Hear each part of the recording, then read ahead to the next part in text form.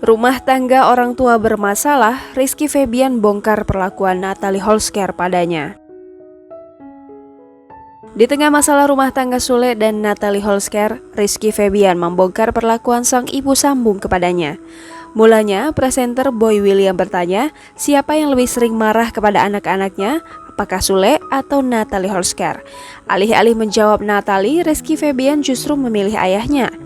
Hal itu diungkapkan dalam video yang diunggah di kanal YouTube Boy William pada Senin 26 April 2021.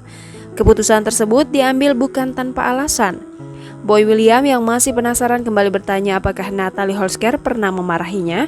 Tanpa pikir panjang, Rizky Febian mengaku tak pernah dimarahi oleh ibu sambungnya itu.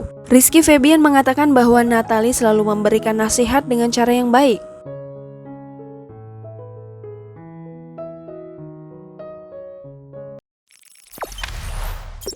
Jangan lupa subscribe, share, komen, dan like ya!